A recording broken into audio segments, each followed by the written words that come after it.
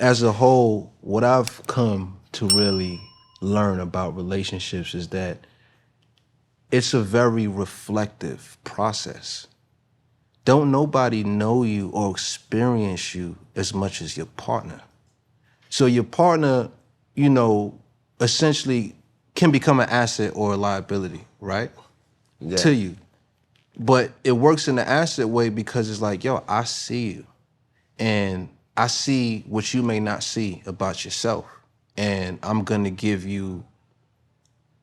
point out things for you. I'm gonna shed light for you in areas you know, where you could do better at. And I'm also going to big you up in the areas that you're doing great at. Cause it's like, we should know that. Everybody needs reassurance. You know what I'm saying? They say that the masculine grows by challenge and the feminine grows from praise. But that don't mean that only men grow from challenge and only women grow from praise, because we both have both essences inside of us. For sure. So we both need both, but it's just the proper balance you gotta find. As men, we need more challenge. And as women, they need more praise.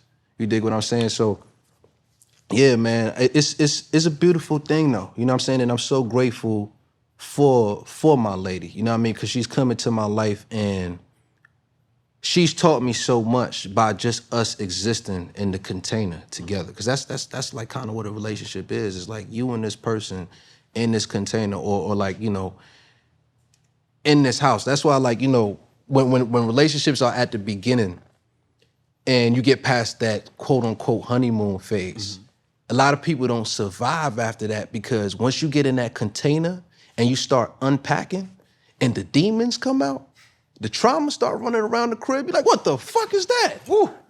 I didn't know you had that. You know, what was that? You dig what I'm saying? But these things, you know, you gotta understand, like, it comes with everyone, right? And these things, once you have the patience and the understanding and the willingness to grow and to accept, you gain so much wisdom and knowledge from it, you know what I'm saying? Which is essential to our growth, you know what I mean? Like, the best way that we grow is from relationships, and I don't just mean like, you know, with your lady or with your man, is just through relationships in general, our connections with other individuals.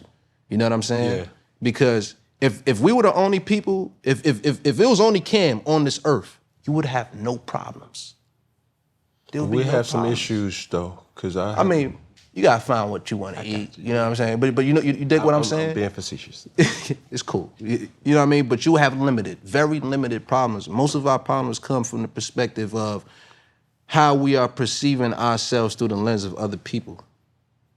You dig what I'm saying? Yeah. So relationships give you that reflective nature in ways that you can grow, in ways that you can't get from just yourself. Yeah. What lines were crossed, or not crossed, but what lines were set that you and her came to grips to say, hey, we not doing this? Oh, generational shit. You know what I'm saying? Trying to heal those generational curses. Like, you know, one of the biggest things, going back to investing, right? For me, it's important to leave for my children a entry point when they become adults. You know what I mean? Like applying all of the rules of thumb that you're saying, allowances, and you know what I'm saying, giving them that preparation so by the time they get there, they're not just reckless with their spending. But I think that it's important that we put our future generations in positions to excel. You know what I mean? Because I look at it like this, like most of us, we born while our white counterparts are born on the 50-yard line. You know what I'm saying? They halfway there. We born outside the stadium. God. You know what I'm saying? Some of us ain't even in the parking lot. We ain't even on the premises. We ain't even in the premise. You know what I'm saying? We gotta take 2 buses and a train to get to the stadium. And then after that, we gotta pay admission to get in. In the third quarter one day. And then we only got admission enough for the nosebleeds. You know what I mean? We still gotta. So it's like, you know, that's been a very prominent point that, you know, my partner and I have been making as it pertains to, you know, our son, where it's like... Congratulations. Thank you. Congratulations. Thank you, brother. You know what I mean? It's like, because I look at it like this, man, like, damn, if only my parents knew to get some of that Coca-Cola stock in the 90s and put it in my name, I come in this thing 900 grand strong. You dig what I'm saying? So I'm trying to apply that to the future. That's just one aspect of it. I mean, you know, and that's financial, but most of all, like, you know, a big part is emotional intelligence and how much us as a community of people, you get the therapies and all this shit, like how much that shit was taboo for us growing up. You know what I'm saying? Most of our parents ain't never did therapy. You know what I'm saying? Like they generation, like the fuck, like you trying to call me crazy? Yeah. Like, you know what I'm saying? You trying to say I need a shrink? This ain't shit wrong with me. Yeah. You know what I mean? So normalizing things like that, being able to, and I hate to get into the whole terminologies and shit, but it's important, like creating safe spaces for us to be able to express with each other. Do y'all do therapy? We do. Okay. Yeah. We Now, do counseling. For that, right? As you guys met, were you ready to be in a relationship? Was she ready to be in a relationship? Or was this something that happened? It's something that happened. You know what I mean? I think there was a part of both of us that was ready for a certain type of experience. But I don't think we came into it like, we're looking. You know, we're are you the one? Nah, it was more so like, you know, we met each other and we crossed paths and it was super abundant as far as the connection. And it's like, wow, like, you know, really like it here. Let's see how it develops. Right. You know what I mean? And it just continued to develop and then eventually it blossomed and then eventually it's like, yo, so we go together. You know what I mean? Did you ask her to go out with you? I did. Yeah. Dang. Yeah. I didn't. You didn't? It was assumed. Like, you know what I'm saying? I took so much heat for that. Yeah, nah. I asked because, you know, for me, I like to be clear, man. You know what I'm saying? Like, I don't want to be riding on For real? no line or nothing like that. So yeah, I was at a point where I'm like, yo, listen, man, like, it's been about like, you know, 8 months, you know what I'm saying? And like, you know, before you ask me, I just want to make it clear to you, like, yo, you know, I'm down to do this. It's something that I want to do. You know what I'm saying? Was it informal or formal? What do you mean by that? Like, will you be mine? yeah. Nah, was it in passing or was like, no, babe, like, you mine? Nah, I wouldn't even say like. That's some cinematic stuff. Like, yeah, nah, okay, so it was more informal. Okay. It was more informal. And that's what I meant by like. Cause I like shit to be natural. You know what I mean? Like, but when I had this conversation before, I should have said it was an informal understanding that me and my lady had, right? It wasn't that I never asked her to be my boyfriend or girlfriend, whatever.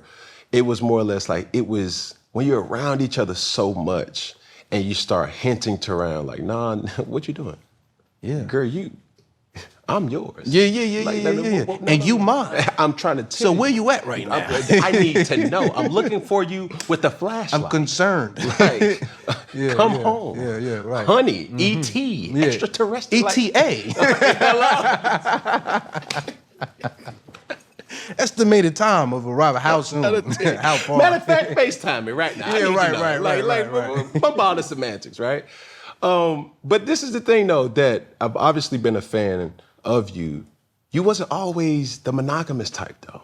This is true. What shifted? You were open about polyamorous and that. Being in a state of mind in rap music where money, cars, clothes, you know. Hoes. You dig. Yeah. So I suppose.